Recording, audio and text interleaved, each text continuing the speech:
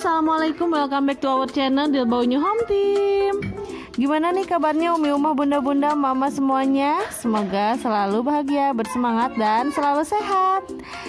Di sore hari ini umi pengen sharing-sharing tentang menu masakan sederhana umi, dan juga mau sedikit sharing tentang tips memasak cepat 30 menit.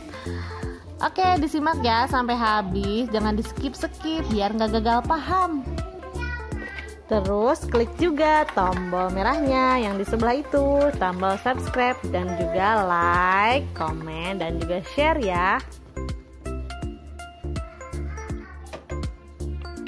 Menu yang pertama umi mau bikin sop baso. Gampang banget ya, umi tinggal masukin baceman bawang putih yang udah umi buat sebelumnya. Terus masukin merica bubuk sama pala bubuk, garam, gula, dan kaldu ya. Gampang, tinggal masuk cemplung-cemplung aja, udah jadi deh.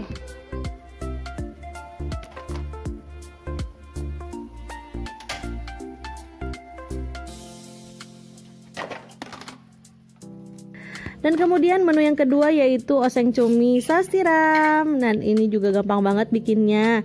Tinggal masukin bumbu dasar putih, irisan cabai keriting, kemudian irisan tomat, dioseng-oseng, masukin cuminya, terus masukin lada, gula, garam, kaldu jamur, dan saus tiram. Dan juga ini dimasaknya nggak lama-lama ya, biar nggak alot cuminya. Gampang banget kan ya? Gampang banget, mudah banget, cepet banget. Yang penting persiapan di awalnya aja. Dan gimana sih caranya supaya kita bisa masak cepat 30 menit dengan 4 menu? Yuk disimak. Tipsnya adalah dengan cara food preparation.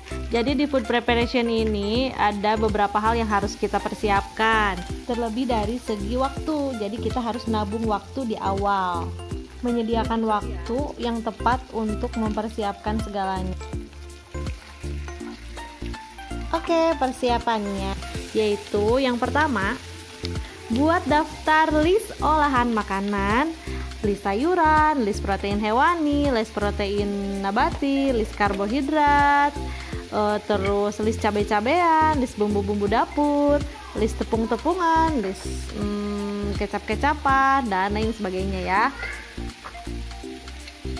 Jadi otomatis kita wajib punya catatan atau buku catatan dapur gitu ya. Kalau umi sih nulisnya di binder ya. Kemudian persiapan yang kedua yaitu kita buat list bank resep aneka olahan. Jadi misalkan dari ayam, kita bisa bikin apa aja nih dari ayam. Misalkan ayam kecap, ayam goreng mentega, atau ayam teriyaki, ayam crispy, atau ayam serundeng, dan lain-lain. Kemudian kayak udang, resep udang apa aja sih? Nah, kita punya bank resepnya ya. Kemudian ikan-ikanan, tumis-tumisan sayuran juga gitu, sayur-sayuran, sop-sopan gitu, kita tulis listnya itu di buku atau di catatan. Kemudian persiapan yang ketiga yaitu kita menyusun menu harian. Kalau umi sih bikin menu hariannya itu langsung 30 hari menu ya. Menu 30 hari, misalkan bulan Oktober atau November. Nah, umi udah tulis selama 30 hari dan umi buatnya per minggu. Jadi misalkan minggu pertama hari Senin sampai hari Ahad atau hari Minggu, umi tulis menu-menu yang mau umi masak gitu ya.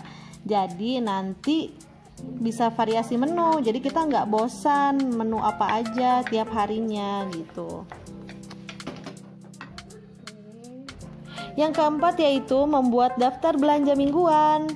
Umi itu biasa belanja itu nyamannya itu hari Minggu ya, soalnya abinya ada di rumah, jadi umi bisa agak lama di dapur gitu ya, jadi anak-anak sama abinya.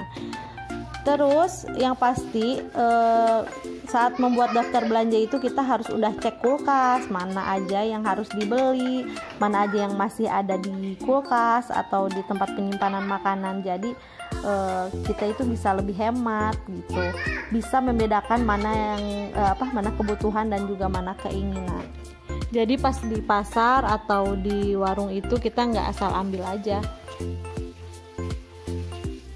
Nah, sekarang Umi lagi bikin menu ketiga, yaitu tempe goreng ya. Yang kelima, yaitu setelah kita belanja, kita langsung bersihkan bahan makanan yang udah kita beli. Jadi kayak misalkan daging-dagingan atau ayam-ayaman, kita bersihkan langsung masukin ke kulkas. Kalau daging nggak perlu dibersihin ya, kita langsung pisahin aja, masukin ke kontainer, mana yang mau dimasak duluan dan yang nggak dulu gitu ya. Jadi kita pisahin. Terus ayam udah dibersihin, ikan juga udah dibersihin, terus pindang-pindangan juga, udang-udangan juga udah dibersihin. Nah, kita tinggal nambahin irisan jeruk nipis aja.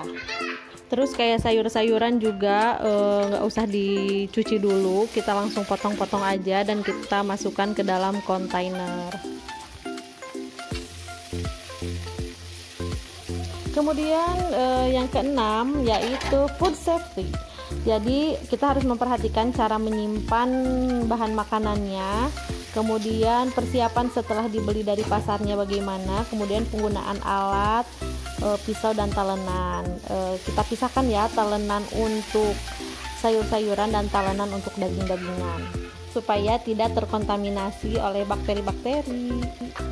Jadi otomatis ada yang perlu kita siapkan ya, kayak kulkas, terus menu bahan makanannya, terus kontainer tertutup, kemudian tisu dapur, kemudian kertas amplop untuk menyimpan sayuran hijau. Kemudian yang ketujuh adalah kita membuat bumbu dasar. Kalau Umi biasanya cuman bumbu dasar putih dan bumbu dasar merah aja. Kalau bumbu dasar kuning Umi nggak buat karena Umi itu mikirnya udah aja bumbu dasar putih ditambahin kunyit bubuk gitu aja. Kemudian Umi juga bikin baceman bawang putih ya. Kalau menurut Umi ini tuh yang paling penting ya, yang paling penting kita bikin. Jadi kita tuh emang benar-benar harus nabung waktu di awal untuk mendapatkan waktu yang sesingkat-singkatnya saat masak. Kemudian yang kedelapan yaitu kita menyediakan frozen food, yaitu senjata males masak ya. Jadi kita harus persiapan itu juga, kayak telur, terus nugget ya, sosis dan lain sebagainya.